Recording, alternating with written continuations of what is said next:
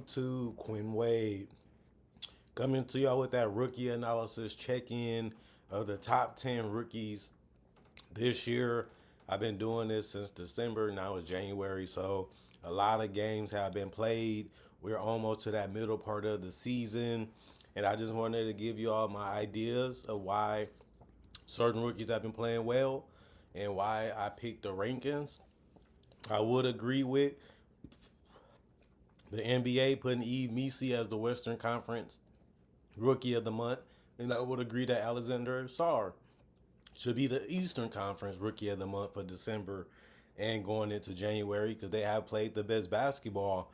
But with Jerry McCain being injured and not playing the last couple weeks, he had to drop down, and Stephon Castle went to the bench, not really getting as many minutes, not as efficient as he needs to be compared to the guys that's in front of him.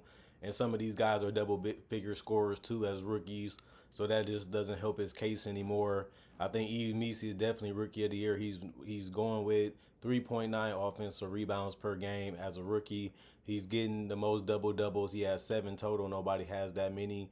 And he also is third in blocks. So centers like Edie and Sar, he's not that far from them when it comes to blocks, so they can't really use that as a full advantage, even though they have been better than what you think. I think Zion and those guys really paved him a way for him to be able to get those minutes and those opportunities to show that he's actually a starting caliber center coming into the season. A lot of people didn't look at him that way. They thought that he wasn't going to get that much time. They thought that he was going to be unreliable. They didn't even consider playing him at all, most media members. And he has shown that he's willing to do what his role is: catch the ball, finish at the rim, protect the rim, and rebound at a high level and get second chance opportunities to score. He has done that since he's been starting, and he climbed his way slowly to the top of the mountain, and now he's there. Alexandre Sarr, I have him second because he's been one of the top 5 rookies basically all season.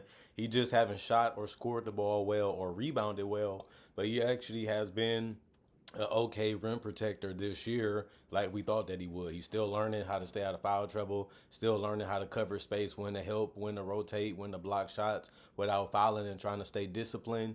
He also needs to get more rebounds. He's too fast, too quick, too long not to be averaging more rebounds, but he also already in double figures in points, and his efficiency is steadily going up. He's starting to understand what shots to take, what shots not to take. He's knocking down more threes at a decent clip, 45% in December. He's shooting 46 from the field in December. You would like that to continually, gradually to get higher as the season continue to go, and they continue to find him and continue to give him easy opportunities that he can convert buckets on.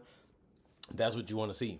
But he has been one of the better rookies all year. It just his efficiency numbers held him back, and is still doing that because Eve Messi is shooting way better from the field in the 50s compared to Alexandre Sarr. Now, number 3, I'm going to agree with this. Probably November Rookie of the Month will be Zach Edey, but now it's January, so he's not that guy no more because minutes went down, injuries has happened, and stuff like that. Have really killed this momentum of being the best rookie. But it's kind of funny that we're seeing centers start to come back. They have 3 centers. Jokic is the best player. Giannis is dominant, even though he's a power forward. Joel Embiid has been one of the best players. We're seeing Towns be better at center. The centers are slowly showing you that you need us still. You can't move away from us. We're starting to adapt. We're starting to evolve in this modern NBA game, and we're going to still be a necessity because our length, our size, and our strength, and even to be able to set screens for the guards is still important to success on teams.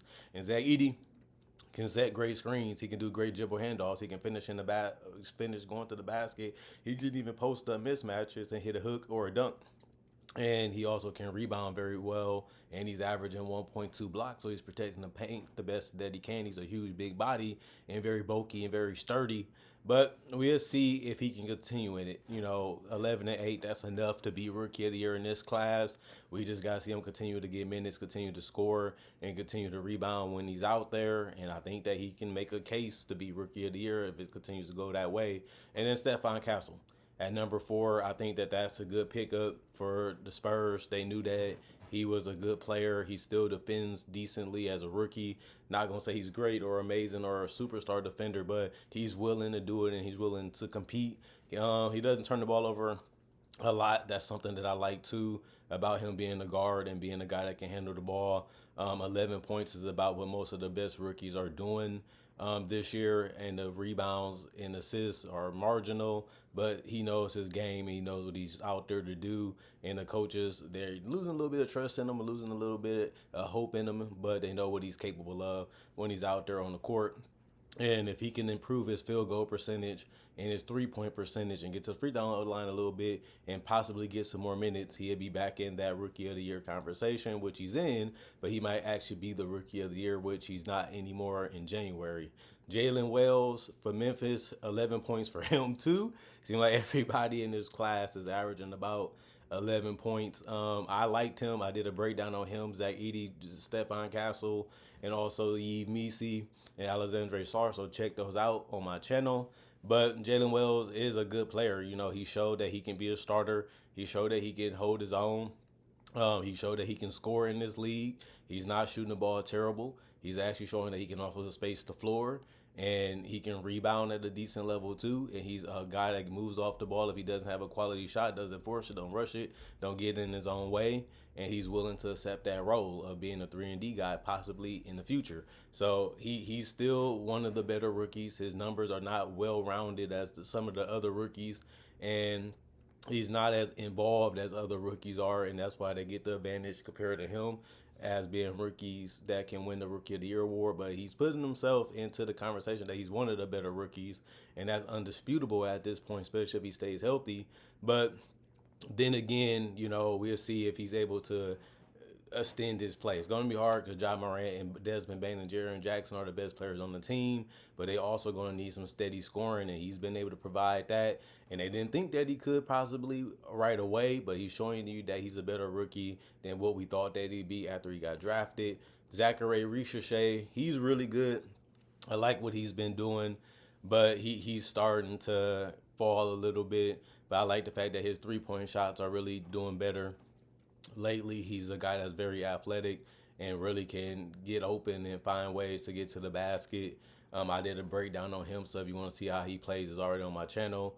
But he does have his 10 points a game and those 3.4 rebounds and the 1.2 assists, showing you that he's not going to get in the way. He's not going to be a guy that's going to ball hog. He's going to play his game of shooting threes, getting out in transition, getting to the basket, and knocking down free throws and staying out the way and just being ready to score when the ball is thrown his way or being ready to get rid of it. And I like the fact that he understands that. You know, I'm not trying to dribble and try to find all these different ways to try to score or drop the clock down for terrible possessions. And I understand that he's really good at that, and he keeps that mentality of, you know, I'm not as good as I thought I was, is what he keeps saying. But the NBA make you feel like that when you're going against the best, and he's still a starter, so he's getting the numbers that he should get. I did pick him to win Rookie of the Year, but his efficiency numbers are a little bit worse than I thought that they would be. I didn't think he was going to have crazy numbers anyway, but I didn't think the whole rookie class would have him either, and that's why he's still in the conversation, because most rookies are at 11 to 12. He's in the same ballpark as them. He's just not doing as much, and he's just not scoring as efficient as we thought that he possibly could. But the season is going on further, and we'll see if he's able to adapt and adjust and not hit the rookie wall, continue to play his role, and just continue to try to find a way to get easy shots and easy opportunities. And that's only going to increase his field goal percentage in the future. Tristan da Silva, I love what he's been doing. He's been stepping up big, handling the ball more, shooting the ball more, rebounding well, keeping the ball moving, and just being ready to shoot when his opportunity comes, and just being fearless, and that type of mentality that if I get the ball, get a little space, let that thing go. And if not, put the ball on the floor, handle the ball a little bit more, make some good passes, make some good reads, and just get to the basket if I have an opportunity. If not, get cut or put the ball on the floor and just make the extra pass. And he understands that, and that's what makes Tristan da Silva really well mentioned in his rookie class, is because he can do that. But he does need to score more. He does have to have more based numbers for us to put him in a conversation to where he's actually going to win this award. It's going to be tough because when Paulo and Franz come back, he's not going to have the same chances. He's not going to have the same opportunity. That's why he's lower on the list for most people. But he's been one of the better rookies this year, and he deserves to be mentioned. Same with Bub Carrington. He's not having the greatest season. He's not showing the greatest potential. But I got to break down him on my channel if you want to know how he plays and how he fits in the NBA, because he's showing you that he is an NBA player and he can potentially be a starter for the future of the Washington Wizards. And it looks like they made a good pick. You know, when you can give me 9 points, 4 rebounds, 3 assists, or 4 assists, I will take that. You can hit a mid-range. You can possibly be a decent three-point shooter in the pick and roll. You can hit floaters. I will take that because you have to score in a variety of different ways if you want to be a big factor on the basketball court. And if you're not going to be a great defender, you got to be sure as as a great offensive player. And he's showing you that he can possibly be a guy that can put the defense in some tough spots offensively, and that's what you want him to be. Just a guy that can handle the ball, make plays, and score, and set up guys for better shots. And if he's going to be a guard, that's going to be a good decision maker. He has a good future in his NBA career. AJ Mitchell, um, I like him. Like, you can debate, should Jared McCain still be in the top 10 because he has had a better rookie season, that's had a better explosion. Or you can say, well, we got to start cutting him out because we know he's not going to play majority of the season enough to be able to make the impact that some of these guys are going to be doing while he's out. Well, if you feel it that way, I would say AJ Mitchell has had a decent season so far for the Oklahoma City Thunder. He's only averaging 6 points, 2 rebounds, 1 assist, but he's still going up and up, which is good to see. You know, he was a guy that doesn't really need to get too much playing time because the Thunder are that deep, but it's good to see that he's starting to stand out. He's starting to get more opportunities, and he's doing the best when he gets those opportunities when he's on the court, and that's all you can really hope for him to do. And he has been able to deliver that, and he has been able to get in double-figure points majority of times throughout this season, and I like that. And then Dalton Connect, he's starting to go back a little bit. I still made a breakdown of him because I liked it how he started the season. The team added Dorian Finney-Smith and Shea Milton. That means he might get even less minutes and less opportunities. But when it comes to the rookie season, he's been having one of the best rookie seasons, and he still had one of the best rookie opportunities that really catapulted him into the upper echelons of rookies. He's slowly been sliding and declining in play and opportunity and chances, but based off the other rookies and based off how they played and based off that his highs was higher than their highs, so far this season, he still gets a mention as one of the best rookies, and he still can shoot, he can still score, he can still get to the basket, he can still make free throws. He's one of the best well-rounded rookies with a 3.5 rebounds, 1.1 assists, and still being a guy that has averaged double figures for the Los Angeles Lakers, and most rookies have been able to do that. So Dalton Connect should get credit for that, even if his role is slowly going down, from being a big part of what they do to being a part of what they do. So it happens. You know, you just got to try to go out there and compete and give your best basketball and live with the results and have fun out there. And I think Dalton Connect does those things. But other than that, there's not too many other rookies that I'm going to say. You can say Mobo, you can say Shed or something like that. I'm like, well, they're contributing, but we'll see if they can step it up a little bit more and really help their team with their play. And some of these guys have been doing it longer and has been more better at it than those other rookies that I would mention, but they also not going to get too much credit because these guys are playing better. And these are the top 10 rookies, and I would definitely agree with the NBA on that as a person that's been watching them and already showed you how they play, how they fit, and how their style really is good for the NBA in general. So I would just feel like that's just the purpose of rookie analysis, is showing you that their game fitted in high school, it fitted in college. They had to get their bodies right. They had to get stronger. They had to get their understanding and their IQ higher. They had to get their feel for the game, and they had to get their adaptation to a longer season, longer workouts, just preparing their bodies, playing more, doing more, and being held more responsible now because they're getting paid now and they're professional, and they got to do that on and off the court throughout the entire 82 game season and possibly playoffs. And it's just a whole nother level of what you have to do to be able to be successful, and these are the best rookies. And I even mentioned a couple more just because these guys have been having okay seasons. Now, this ain't a draft class where somebody's running away with it, somebody's really dominating, somebody is just showing you that potential superstar. The best thing we got this year was Jared McCain, showing you that he can go for 20, He can go for 30. He can handle the ball. He can get assists. He can score in a variety of different ways. And he can shoot the ball good for a guard. And he can do multiple things as a guard. That was the best rookie that we had this year. And it's sad that he went down. It's unfortunate because he was my favorite rookie to watch. I also have a breakdown on Jared McCain on my channel too, if you want to watch that and show you how his game has adapted real well to the NBA, and we really wasn't surprised about that. We just was surprised about the numbers and seeing that injuries helped him get his numbers because they needed to rely on him more and they needed him to do more, and he was able to do it. Is why you have to give him his credit.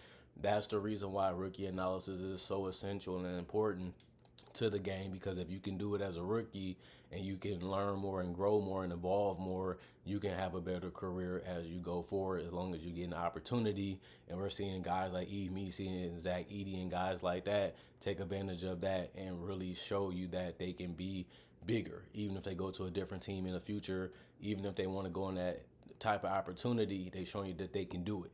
And that's all you really need to see. That's all you really need to do if you're a GM. Same thing happened to a lot of guys in the past. Well, if you can do that off the bench or you can do that as a starter, we'll take a chance on you. We'll take a gamble on you. But I would say, based off what I've seen this year, it's still not too many superstars. I see a lot of guys that's going to excel in their role, a lot of guys that can really make simple reads and good decisions, but they play off of other players. They complement other players. They complement other teammates. And that's what this draft was about. Then I would say they did a good job, because I really am enjoying this rookie class.